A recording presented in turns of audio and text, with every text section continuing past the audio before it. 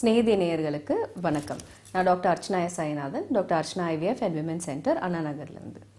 இன்னைக்கு IVF சம்மந்தப்பட்ட மூட நம்பிக்கைகள், அதாவது மித்ஸ் என்னென்ன அப்படின்றத நம்ம பார்க்க போகிறோம். மித் கிடையாது, அதோடைய ஃபேக்ட் என்ன, அது உண்மையான அர்த்தம் என்ன அப்படின்றத பற்றியும் நான் பேச போகிறேன்.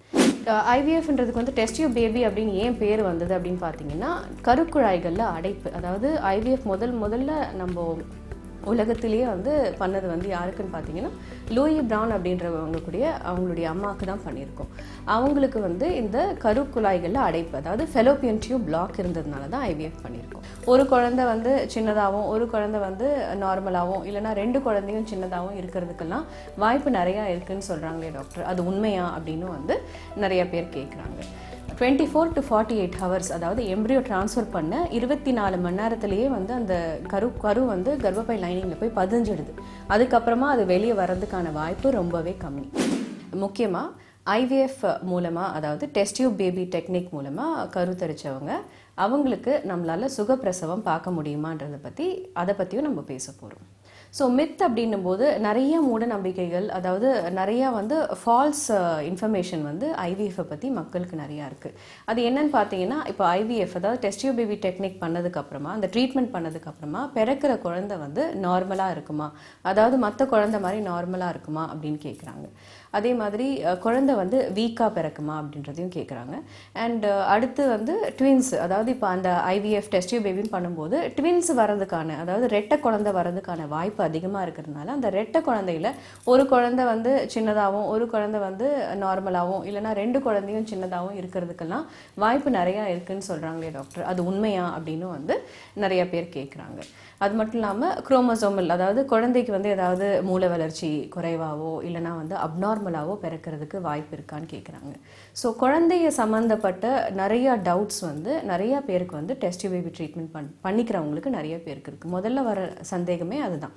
ஸோ இப்போது IVF பண்ணுறோம் அப்படின்னும் போது அந்த டெக்னிக், அந்த ட்ரீட்மெண்ட்டில் நம்ம என்ன பண்ணுறோம் அப்படின்னு பார்த்தீங்கன்னா, கருமுட்டையை வெளியே எடுக்கிறோம். விந்தணு, அதாவது ஹஸ்பண்டுடைய விந்தணுவோட அந்த கருமுட்டையை சேர்த்து கரு உருவாக்குறோம். கரு உருவாக்கி ஒரு 5 நாள் வந்து அந்த கருவை வந்து நம்மளுடைய லேபில் வந்து வளர வைக்கிறோம். அப்படி வளர்கிற கருவில் ஒன்று அதே மாதத்தில் ஃப்ரெஷ் ட்ரான்ஸ்ஃபர் அப்படின்னு சொல்லுவோம். அதே மாதத்தில் நம்ம ட்ரான்ஸ்ஃபர் பண்ணுறோம். அப்படி இல்லைன்னா அதுக்கு அடுத்த மாதத்தில் ஃப்ரோசன் எம்ப்ரியோ ட்ரான்ஸ்ஃபர் அப்படின்னு சொல்கிறோம். அந்த மாதிரி பண்ணுறோம். ஸோ இது வந்து பெரும்பாலும் வந்து நிறையா பேருக்கு இந்த IVFன்ற முறையில் வந்து ஒரு குழந்தைய நம்ம மெடிக்கல் ஃபீல்டில் வந்து கொடுத்துட்டு வரோம். ஸோ அந்த மாதிரி நம்ம IVF பண்ணும்போது இந்த கரு வந்து ஒரு 6 நாள் வந்து நம்ம லேபில், அதாவது IVF லேபில் வளர்கிறதுனால இது அப்நார்மலா, ஆர்டிஃபிஷியலா அப்படின்றத ஒரு சந்தேகம் கூட இருக்குது. அந்த மாதிரி ஒரு பயமோ சந்தேகமோ கண்டிப்பாக இந்த ட்ரீட்மெண்ட் எடுக்கிறவங்களுக்கு இருக்க வேண்டிய அவசியமே கிடையாது. IVFன்றதுக்கு வந்து டெஸ்ட் டியூப் பேபி அப்படின்னு ஏன் பேர் வந்தது அப்படின்னு பார்த்தீங்கன்னா, கருக்குழாய்களில் அடைப்பு. அதாவது IVF முதல்ல நம்ம உலகத்திலேயே வந்து பண்ணது வந்து யாருக்குன்னு பார்த்தீங்கன்னா, லூயி ப்ரவுன் அவங்களுடைய அம்மாவுக்கு தான் பண்ணியிருக்கோம். அவங்களுக்கு வந்து இந்த கருக்குழாய்களில் அடைப்பு, அதாவது ஃபெலோப்பியன் டியூப் பிளாக் இருந்ததுனால தான் IVF பண்ணியிருக்கோம். டியூப்பில் தான் கரு உண்டாகுது, அதாவது இந்த கருமுட்டையும் விந்தனும் சேர்றது டியூப்பில் தான். அது கர்ப்பப்பையில் வந்து ஒட்டி வளர்கிறதுக்கு குறைஞ்சது 6லேருந்து 7 நாள் ஆகுது. இந்த 6 நாள் 7 நாள் ப்ராசஸை தான் நம்ம லேபில் செய்கிறதுனால இந்த கருவானது வந்து முற்றிலும் எப்படி வந்து இயற்கையாக உருவாகுதோ அதே மாதிரி ஒரு சூழ்நிலையில், அதே மாதிரியான ஒரு ஈரப்பதம், அதே மாதிரியான ஆக்சிஜன் ரிக்குவயர்மெண்ட், அதே மாதிரியான கார்பன் டை ஆக்சைடு, நைட்ரஜன், இதோடைய ரிக்குவயர்மெண்ட்டில் தான் நம்ம அதுக்கு அந்த மாதிரி ஒரு அட்மாஸ்ஃபியரை கொடுத்து தான் அதை வளர வைக்கிறதுனால கம்ப்ளீட்டாக வந்து உங்களுக்கு நார்மலாக ஒரு ப்ரெக்னன்சியில் வந்து ஒரு அப்நார்மல் சைல்டோ எப்படி வந்து அது அந்த மாதிரி ஒரு வாய்ப்பு வர்றதுக்கான இது வந்து எவ்வளோ கம்மியோ அதே மாதிரி தான் IVFலையும் இருக்கும். ஸோ அப்நார்மலாக வளர்கிறதுக்கோ இல்லை வந்து ரொம்ப வீக்காக இருக்கிறதுக்கோ ஆனால் வாய்ப்பு கிடையாது. இன்னும் சொல்லப்போனால் IVF பேபிஸ் வந்து அவங்களுடைய IQ வந்து மற்ற குழந்தைங்களை கம்பேர் பண்ணும்போது கொஞ்சம் அதிகமாகவே தான் இருக்குதுன்னு நான் சொல்லுவேன். ஏன் அப்படின்னு பார்த்தீங்கன்னா, அது காரணம் என்ன அப்படின்னா, நிறைய பேர் வந்து ப்ரீ ப்ரெக்னன்சி பிளானிங் பண்ணுறதே கிடையாது. இயற்கையாக கன்சீவ் ஆகிறவங்க எல்லாரும் வந்து ஒரு பிளான்டு ப்ரெக்னன்சி அது செய்கிறதில்ல. பட் IVFன்னு வரும்போது அது கொஞ்சம் பிளான்டாக இருக்குது. கருமுட்டை எடுக்கிறதுக்கு முன்னாடி 1 மாதம் 2 மாதத்துக்கு முன்னாடி நிறைய ப்ரீ மெடிகேஷன்ஸ் கொடுக்குறோம். Iron tablets, folic acid tablet and folic acid டேப்லெட்டோடு சேர்த்து இந்த மூளை வளர்ச்சிக்கு தேவையான டேப்லெட்ஸ்லாம் நிறையா கொடுக்குறோம். ஸோ இந்த மாதிரி டேப்லெட்ஸ் கொடுக்கும்போது என்ன ஆகுதுன்னா அதில் இருக்கிற நியூட்ரியன்ஸ் எல்லாமே குழந்தையுடைய மூளை வளர்ச்சிக்கு தான் வந்து உதவுது. அது மட்டும் இல்லாமல் அந்த டிஹெச்ஏன்னு சொல்லக்கூடிய டிஹெச்ஏ அப்படின்னு சொல்லக்கூடிய இந்த ஃபோலிக் ஆசிடோடைய காம்பினேஷனில் வர அந்த மெடிசன் சாப்பிடும்போது என்ன ஆகும்னா பேபியோடைய இன்டெலிஜென்ட் கொஷின், அதாவது அதோடைய அறிவு கூர்மை அப்படின்றது வந்து கொஞ்சம் அதிகமாக இருக்குது. நார்மல் ப்ரெக்னன்சி பிளான் பண்ணுறவங்க யாருமே ப்ரையர் 3 மந்த்ஸாக இந்த மாதிரி மெடிசன்ஸ் எடுக்காமல் சடன் பிளானிங் சடனாக வந்து கன்சீவ் ஆகுறதுனால இந்த ஐக்யூ கொஞ்சம் அதிகமாக இருக்கிறது அப்படின்றது வந்து இந்த ஐவிஎஃப் பேபிஸில் நடக்காமல் இருக்குது. இன்னொரு முக்கியமான விஷயம், இன்னொரு முக்கியமான சந்தேகம் பேஷண்ட் மைண்ட்லலாம் இருக்கிறது என்ன அப்படின்னு பார்த்தீங்க அப்படின்னா, இந்த டெஸ்ட் டியூப் பேபி ட்ரீட்மெண்ட் பண்ணுறீங்க, எம்ப்ரியோ ட்ரான்ஸ்ஃபர் பண்ணதுக்கப்புறம் நாங்கள் கம்ப்ளீட் பெட் ரெஸ்ட்டில் இருக்கணுமா அப்படின்றது வந்து இன்னொரு சந்தேகமாக இருக்குது. கம்ப்ளீட் பெட் ரெஸ்ட் வந்து இட் இஸ் நாட் ரிக்வயர்ட். அது வந்து எந்த டாக்டரும் வந்து பரிந்துரைக்கிறது இல்லை. பெட் ரெஸ்ட் இருக்கணும்னு அவசியம் கிடையாதுங்க. எம்ப்ரியோ ட்ரான்ஸ்ஃபர் பண்ண ஒரு 1/2 an hour வந்து நீங்கள் அந்த யூரின் வந்து போகாமல் அடக்கி வச்சுக்க சொல்லுவோம். அந்த மாதிரி இருக்கிற ஒரு ஃபுல் பிளாடர்னு சொல்கிற இந்த இதில் வந்து ஒரு 1/2 an hour இருந்தால் போதும். 1/2 an hourக்கு அப்புறம் அந்த யூரின் பாஸ் பண்ணுறது ஸ்லோவாக பாஸ் பண்ணிங்கன்னா போதும். இது பண்ணாலே போதும், அந்த கரு வந்து நல்லபடியாக ஒட்டி வளரும். ஸ்டடீஸ், அதாவது இந்த மற்ற பேஷண்ட்ஸுக்கு என்னெல்லாம் பண்ணுறோம் அப்படின்றது வந்து ஸ்டடி பண்ணி பார்க்குறதுல பார்த்தா எம்ப்ரியோ ட்ரான்ஸ்ஃபர் பண்ணதுக்கப்புறமா ஒரு 1/2 an hour பெட் ரெஸ்ட்டில் இருந்தால் போதும். அதுக்கப்புறமா இறங்கி நடக்கிறது ரொம்ப நல்ல விஷயம் அப்படின்னு சொல்லிட்டு ஸ்டடீஸ் நிறையா சொல்லியிருக்காங்க. அது மட்டும் இல்லாமல் பெரும்பாலும் என்னுடைய பேஷண்ட்ஸ் பார்த்தீங்கன்னா அடுத்த நாளே வந்து ட்ரெயின்லேயும் ஃப்ளைட்லேயும் ட்ராவல் பண்ணியிருக்காங்க. அவங்க எல்லாருமே வந்து ஆரோக்கியமான ஒரு குழந்தையை பெற்றெடுத்திருக்காங்க. ஸோ இந்த பெட் ரெஸ்ட்ன்றது தேவை கிடையாது. அது ஒரு பயத்தில் அந்த ட்ரீட்மெண்ட் எடுத்துக்கூடிய தம்பதிகள் வந்து மனசில் இருக்கிற அந்த பயத்தினால அந்த பெட் ரெஸ்ட் இருக்காங்க. பெட் ரெஸ்ட் இருக்கிறதுனால நிறைய ட்ராபேக்ஸும் இருக்குது.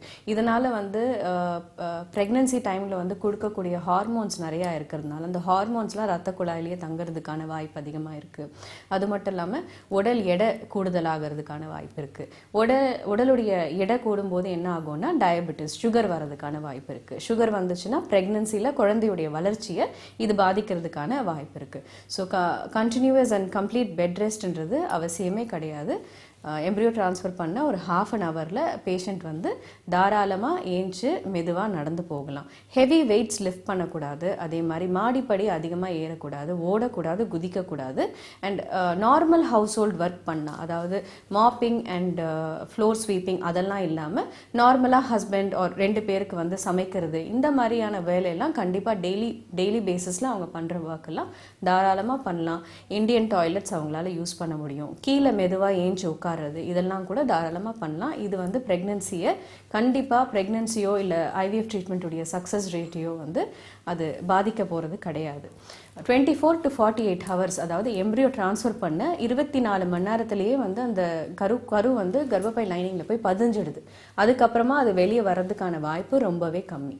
அடுத்து முக்கியமான கேள்வி என்ன அப்படின்னு பார்த்தீங்க அப்படின்னா, நான் ஐவிஎஃப் பண்ணிக்கிட்டேன், ஒரு குழந்தை தான் இருக்குது, ஆனால் ஒரு குழந்தை இருந்துமே கூட சிசேரியன் ஆப்ரேஷன் தான் பண்ணி என் குழந்தைய வெளியே எடுக்கணுமா அப்படின்னு கேட்குறாங்க இல்லையா? ஸோ அவங்களுக்கான பதில் தான் இது. சிசேரியன் ஆப்ரேஷன் பண்ணணுன்ற அவசியம் கிடையவே கிடையாதுங்க. எப்படி நார்மல் ப்ரெக்னென்சியில் வந்து இயற்கையாக நீங்கள் கன்சீவ் ஆகும்போது எப்படி ஒருத்தருக்கும் வந்து நார்மலாக டெலிவரி, அதாவது சுகப்பிரசவம் பார்க்கறதுக்கு ஒரு ஆப்பர்ச்சுனிட்டி நம்ம கொடுக்குறோமோ அதே மாதிரியான ஒரு சூழ்நிலையும் ஆப்பர்ச்சுனிட்டியும் ஐவிஎஃப் ப்ரெக்னென்சிலையும் தாராளமாக கொடுக்கலாம்.